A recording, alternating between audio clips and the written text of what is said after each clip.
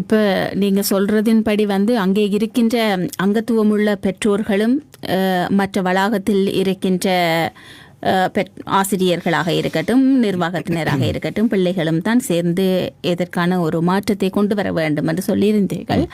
அது 100% உண்மையாக இருக்கின்றது.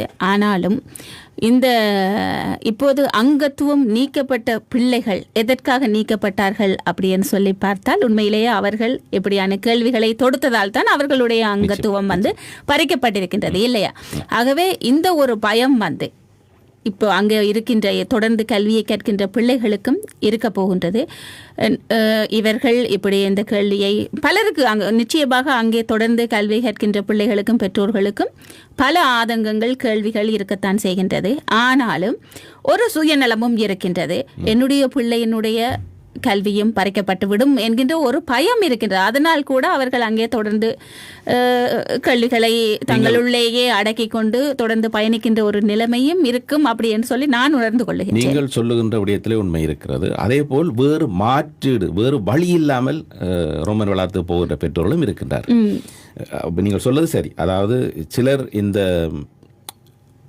இது சொல்வதால் என் மீது விமர்சனம் வந்தால் அதை நான் தாங்கிக் கொள்கிறேன், ஏற்றுக்கொள்கிறேன். இந்த சமூகத்தின் மீது, சமூகத்தில் என்ன நடக்கிறது என்பதை கூட தெரிந்து கொள்ள விரும்பாத ஒரு பகுதியினரும் இருக்கின்றார்கள். வளாகத்துக்கு வருகின்றார்கள், பிள்ளைகளை விடுகின்றார்கள், இருக்கிறார்கள், பேசுகின்றார்கள். தங்களை சுற்றவரை என்ன நடக்கிறது என்பதை கிரகிக்கக்கூடிய அந்த அந்த அந்த அந்த ஆர்வம் அந்த ஆர்வம் இல்லாமல் கூட ஒரு பகுதியினர் இருக்கின்றார்கள். மற்ற இன்னொரு பகுதியினர் தனிப்பட்ட முறையிலே தெரிந்தவர்கள், அதாவது நிர்வாகத்தில் இருக்கக்கூடியவர்களோடு தனிப்பட்ட சிநேதம் உள்ளவர்களும் இருக்கிறார். அவர்கள் தனிப்பட்ட ஃப்ரெண்ட்ஷிப் நான் எடுத்து கைக்கலாம், அதை எடுத்து கேட்கலாம் என்கின்ற ஒரு விடயம் இருக்காது. தமிழ் சமூகத்தைக்கு ஒரு பிரியோடி போன ஒரு புற்றுநோய் என்று வைத்துக் கொள்ளுங்களேன்.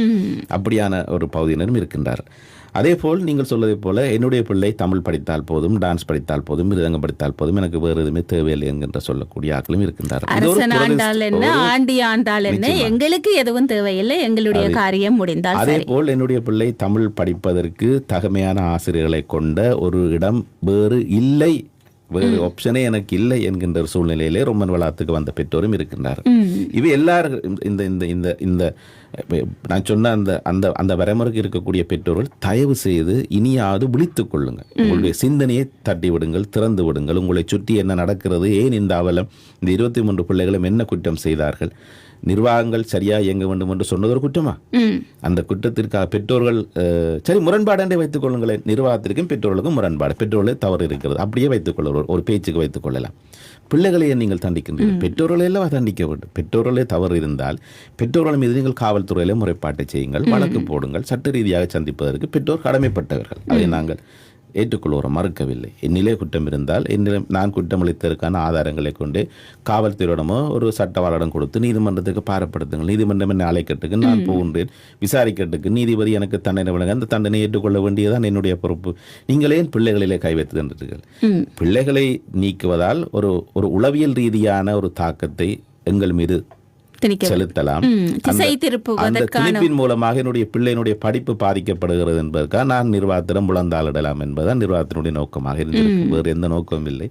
ஆனாலும் இந்த சமூகத்தில் இருக்கக்கூடிய ஒவ்வொருவரும், ஏனைய பெற்றோர்களும் ஒவ்வொருவராக கேள்வியில கேட்டு பார்க்க இந்த பிள்ளைகள் என்ன பாவம் செய்தார்கள், என்ன குற்றம் செய்தார்கள் என்று சமூகமே விழித்துக் கொள்ளணும். நான் இந்த நிறைவாக சொல்லக்கூடிய நல்லது கோன் யோகராஜா. உண்மையிலேயே இன்றைய சந்திப்பின் நோக்கமாகவும் இதுதான் இருக்கின்றது. பல கேள்விகள் பெற்றோர்களுக்கும் சரி, சமூகத்திற்கும் சரி, நிறைய கேள்விகள் இது சார்ந்து இருந்தது. நான் நம்புகின்றேன் இன்றைய இந்த சந்திப்பின் ஊடாக பெற்றோர்களுக்கான ஒரு விழிப்புணர்வு வந்திருக்கும், அவர்கள் மனதில் இருந்த கேள்விகளுக்கான பதில்கள் சென்று அடைந்திருக்கும் என்ற நம்பிக்கையோடு இன்றைய வானொலியை நிறைவு செய்கின்ற நேரத்தையும் நாங்கள் நெருங்கிவிட்டோம். ஆகவே இன்றைய சந்திப்பினூடாக இணைந்து கொண்டு மிகவும் காத்திரமான எங்களுடைய கேள்விகளுக்கு மிகவும் விளக்கமான பதில்களை தந்தமைக்கு மிக்க நன்றி. மீண்டும் இன்னும் ஒரு சந்திப்பினூடாக உங்களோடு இணைந்து கொள்ளுகின்றோம். நிச்சயமாக இந்த நேரத்தை எனக்கு வழங்கிய தமிழ் முரசம் வானொலி, குறிப்பாக வானொலி பணிப்பாளர் ஆகியோருக்கு நன்றி. இந்த வழியில் இந்த சந்திப்பை என்னோடு ஏற்படுத்தி உதவிய உங்களுக்கும் என்னுடைய நன்றி. இந்த உரையாடலை டிக்டாக் வலைத்தளமூடாக நேரிலே பார்த்து கொண்டிருக்கக்கூடிய மக்களுக்கும் நன்றி. அதே நேரம் இந்த பெற்றோர்களுடைய விடயம் தொடர்பாக பொதுமக்களுக்கு என்ன சந்தேகம் இருந்தாலும் மக்கள் குரலினூடாக எங்களுடைய தொடர்புக்கான தொலைபேசி இலக்கங்கள் தந்திருக்கின்றோம், தொடர்புக்கான மின்னஞ்சல் முகவரி தந்திருக்கின்றோம்.